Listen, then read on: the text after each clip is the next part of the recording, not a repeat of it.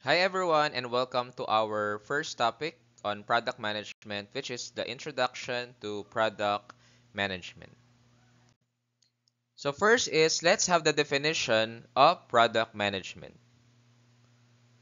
Product management is a multifaceted discipline that involves planning, development, launch, and optimization of a product or service throughout its life cycle.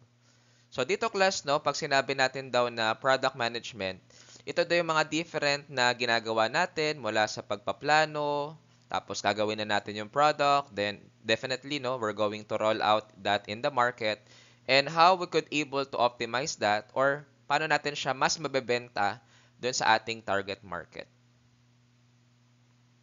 Product managers act as bridge between various departments, aligning their efforts to achieve the product's objective. Isa sa mga trabaho ni product manager ay makipag-ugnayan daw sa mga different departments, sa production, sa human resource, sa accounting or finance, 'di ba? And to the operations. Nang sa ganon, kung ano man yung objective ng product na ginawa at binibenta nila ay ma-align 'yon, no? So, yun yung parang isa sa mga objectives, no?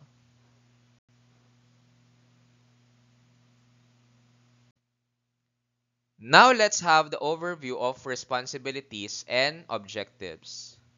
First is product managers are responsible for defining the product vision, strategy, and roadmap. So for example, ikaw bilang product manager, dapat meron kang vision dun sa product mo, no? Dapat is 10 let's say no, 5 to 10 years from now, ano ba yung magiging improvement ng product na binebenta mo, no? Ano bang strategies mo para mabenta 'yon at para makarating 'yon dun sa kanyang mga target market. Kasi hindi naman pwede na sa isang lugar ka lang magbebenta, it should be on the different places or possible to different markets. They collaborate with cross-functional teams including development, design, marketing, and sales to bring the product to market successfully. So, akala natin class, no, yung paggawa ng product ay napakasimple, pero it goes, no, beyond that, no. Una, de-develop natin yan, we're going to have the design, then we're going to put it in the marketing, no, and eventually turn that into sales. The pivotal role of a product manager. Product managers act as advocates for the customer, ensuring that the product meets their needs and expectation. So bilang product manager daw is kailangan i-ensure natin na yung mga product natin ay nami-meet daw yung needs and expectation ng ating mga customers. They make strategic decision, prioritize features, and navigate the product through its life cycle from ideation to retirement. Now let's have the key skills and qualities, traits of successful product managers. So paano nga ba maging successful product manager? First is you should have that analytical thinking. Successful product managers possess strong analytical skills to assess market trends, competition, and user behavior. They use data to make informed decisions and drive the product in the right decision. So, yun yung trabaho daw ng isang characteristic or traits ng isang product manager. Dapat magaling siya mag-analyze, alam niya kung ano yung trending sa market, kaya niyang ilaban no, yung product niya sa competition, at kaya niyang i-analyze yung behavior ng mga users or customers. Next is communication. Effective communication is crucial for product managers to convey the product vision, goals, and priorities to cross-functional teams. And they also need strong listening skills to understand and incorporate feedback from the various stakeholders. So, it should be, no, pag ikaw ay product manager, it should be a two-way communication. So, dapat marunong kang mag-convey dun sa mga different teams, no, or departments, and even to your customers. And at the same time, kailangan makinig ka rin dun sa feedback ng customers mo or feedback ng mga department. Like operation, for example, pwedeng mga feedback dyan is minsan no, sa pagde-deliver due to the fragility of your product, pwedeng nababasag. So, dapat gawa ng paraan yung packaging, yung mga ganun. No? Example lang yun. Next is problem solving, no? Bilang product manager, no? Product managers are adept problem solvers who navigate challenges and find creative solutions. They anticipate issues and proactively address them to keep the product development process smooth. So normally class, no, if you're a good product manager, hindi yung parang pag may problema, doon ka lang nagre-react. Dapat is you should be proactive, no? You should be proactive. Kumbaga, you have to anticipate na yung mga problema before pa mangyayari, no? Nang sa ganun ma-prevent. And if ever there are problems, you should have that immediate solution to solve the problem. Adaptability. The ability to adapt to changing circumstances is the key in the dynamic field of product management. Successful product managers are flexible, open to feedback, and capable of adjusting strategies based on evolving market condition. So from the keyword adapt, dapat marunong tayong magbago, no? We have to change, no, sometimes our strategy, we have to change sometimes our product features in accordance with the current market condition. Hindi kasi pwede na kung ano yung gusto mo as project manager, yun yung nasusunod. So we have to adapt. Collaboration. Collaboration is at the core of product management. Product managers work closely with development, design, marketing, and sales teams. They create a collaborative environment, fostering teamwork to achieve a common goal. So bilang product manager, kailangan is you need to collaborate, no, with your team, whether siya ay in charge sa development, design, marketing, and sales. Nang sa gano'n, no, yung mga ideas ay ma-brought up, tapos yung mga best practices, okay, in doing product development or other product strategies ay mas ma-implement natin. Kasi ganun klase, no, hindi pwede kasing nag-iisa ka lang. You have to collaborate with your teams, no, with the different teams. Then of course, leadership. Leadership skills are essential for product managers to guide their teams, make decisions, and drive the product towards success. They inspire and motivate teams to deliver their best work. So, kailangan is maging magaling ka rin daw na leader nang sa ganon is ma-motivate, no? At ma-inspire yung teams mo para gawin nila yung best nila. Kasi kung hindi ka magaling na leader and you always try to, to give negative feedback to your team members, possible they will be demotivated and maapektuhan yung output ng trabaho nila. Next is strategic mindset. Successful product managers possess a strategic mindset, aligning product development with overall business objectives. They link long-term and make decisions that contribute to the product's sustained success. Based on the studies nga, no, of yung mga small businesses, 90% of them will fall within the 5 years. So therefore, no, ganun din sa product, may product life cycle yan. Later, we're going to talk about that. So possible na yung product mo is malaos, no? Hindi na maging trending sa market. So dapat meron kang long-term na strategy para ma-sustain mo yung success ng product mo. Next is the product life cycle. So we have the introduction to product life cycle stages. First is the conception. In the conception stage, ideas for a new product are generated and evaluated. Product managers work on defining the initial vision and mission for the product. So in the conception stage, nakikita natin na yun, gumagawa na tayo ng mga ideas, no, for the product, and we try to evaluate it, no, and try to create, no, the vision mission for the product. Kasi dapat kahit ginagawa pa lang natin yung product, may vision mission na yung product na yun.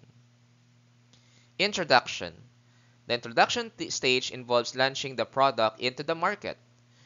Product managers focus on creating awareness, marketing strategies, and initial customer feedback. So dito naman guys sa introduction stage ay nilaunch natin yung product sa market. And ngayon, nakikreate na tayo ng awareness para makilala yung product.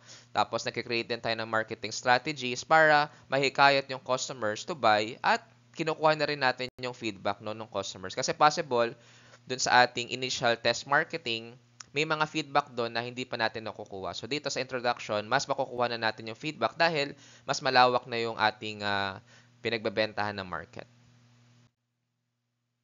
Next is the growth stage. During the growth stage, the product gains momentum in the market, and product managers aim to scale operations, expand the user base, and capitalize on market opportunities. So, class dun sa growth stage, dito lumalago na yung momentum daw ng product mo. Tapos, yun, no, tumataas na rin yung operation mo, nag-expand na rin yung user base mo, yung market mo, at nagkakaroon na rin ng mga market opportunities at mas nabebenta yung product. And of course, we have the maturity stage. Maturity is characterized by stable market presence, wherein product managers focus on optimizing efficiency, exploring additional features, and maintaining customer satisfaction. So dito is, yun nga, nagiging stable na yung market, no? Hindi na ganun kataas yung growth ng sales, no? So nagiging stable na siya, and yung product managers is in-optimize na lang nila, no, yung product na yon para mabenta, at they are trying to explore for additional features para kahit papaano ay ma-maintain natin yung pagiging trending ng product na yon. And of course, no, the decline, which is in the decline stage, the product faces reduced demand or becomes obsolete. Product managers must decide whether retire the product or explore rebranding and repositioning strategies. So dito, no, nalalaos na daw yung product, narureduce na yung demand, at pwedeng nagiging obsolete na siya. So hindi na siya applicable sa market, at pwedeng mag-decide na yung product manager kung i-retire niya na ba yung product or i-rebrand niya. Agile methodologies in product management. So, overview of agile methodologies. Agile methodologies such as Scrum and Kanban are iterative and incremental approaches to software development. They prioritize flexibility, collaboration, and customer feedback through the development process. So, sa panahon ngayon, class, no, napaka-importante na meron tayong mga software that can we use for product management, no? So, we have this Scrum and Kanban. So, later we're going to talk more about it. Pero kumbaga, yung software kasi na yun, nakikita natin yung mga analytics about our product, ano ba yung mga features na okay, ano ba yung mga defects normally. So, it could be, no, some of the summary of that. Next is the Scrum framework. So dito, no, Scrum is widely used agile framework with defined roles such as the product owner, the Scrum master, and development team, and ceremonies, sprint planning, daily stand-up, sprint review, and sprint retrospective. No, sorry for that. Okay. And the iterative nature of sprints allows for regular product releases and continuous improvement. So dito guys sa Scrum framework, meron daw siyang mga ginagamit na role. Una is the product owner, no? And then we have the Scrum Master and the development team. Kasi pag sinabi nating Scrum, no, we are trying to detect ano ba yung mga, for example, mga defects, or ano ba yung mga process na dapat nating i-improve, no? Para mas mapabilis yung production. No? This could be some of the work of the Scrum Master, no? Para kumbaga, kung ito yung initial process natin or production process, then we have to find means, no, to further improve that. Tapos syempre yung product owner will focus on the features of the product, including the development team, para mas ma-improve pa yung mga features. Kasi hindi naman pwede na kung ano yung feature ng product mo ngayon, like for example, sa cellphone, 'di ba? Alam naman natin na if naging ito lang lagi yung feature ng product ng cellphone, hindi siya nag-innovate, possible ay ma-loss siya sa market, no? So that's an example of Scrum framework. Then also we have the Kanban method. Kanban is a visual management method that emphasizes continuous flow of work. It utilizes Kanban board to visualize tasks, limit work in progress, and optimize efficiency. So, kumbaga, for example, we have different process na sa flow for process A, process B, process C. So, dun sa Kanban method, makikita natin yung progress. Ilang percent na yung natatapos sa process A, ilang percent na yung natatapos sa process B, ganun din sa process C, no? Nang sa ganun, makita natin ano ba yung nagpapatagal ng ating workflow, saan ba tayo nagkakaroon ng problema, nagkakaroon ba ng defects sa process B, yung mga ganun. Para nang sa ganun, we can optimize efficiency. So, yun yung ginagawa ni Kanban method. How agility enhances product management. First is agile methodologies promote adaptability, allowing teams to respond to changing requirements and market dynamics. So for example, no, let's say yung trending na iba, So, kaya nilang mag-respond, no, to the changing requirements. Kung ganito yung kailangan na feature, then kailangan gumawa sila ng paraan to adapt on that new trendy features. Continuous feedback loops ensure that product aligns with customer needs and expectations. Sprint planning and backlog management. So, sprint planning involves defining the scope of work for a specific time frame, and backlog management includes prioritizing features and tasks in a product backlog for future sprints. So, pag sinabi kasi natin sprint, ito yung parang time frame natin para magawa natin yung specific na task, no? Tapos yung backlog management, kumbaga, ginagawa natin, for example, may backlog, okay? Dapat ang deadline is within 1 week. Tapos, lagpas na 1 week, hindi pa rin nagagawa. So, we have to check ano ba yung dapat nating i-feature, i-focus na features at i-focus na task para mahabol natin yung mga backlogs natin dun sa isang task or process. And lastly, effective collaboration with development teams. So, agile methodologies encourage close collaboration between product managers, developers, and other team members. So, regular communication and collaboration foster a shared understanding of goals and priorities. And of course, continuous integration and deployment rather. Continuous integration ensures that code changes are regularly integrated into shared repository, reducing the risk of conflicts. Kasi you know what, no, kailangan kasi integrated yung operation to product development. Kasi for example, the operation, dapat alam nila yung mga bagong features, baka kasi may mga assembling process doon. So kung hindi nila kayang i-assemble yung product na ginawa ng product development team, so possible magkaroon din ng feedback from the customers, no, na negative.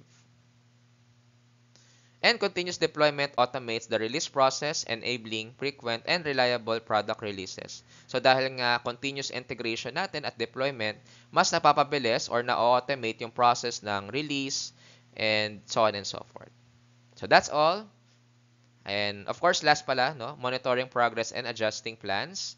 So agile methodologies emphasize regular reflection and adaptation, and product managers continuously monitor the progress, gather feedback, and adjust plans accordingly. So dahil nga sa agile methodologies, mas nakikita natin yung parang reflection nung mga product managers natin and even customers and even those with different department at na-adjust natin yung plano natin accordingly. So that's all and thank you so much.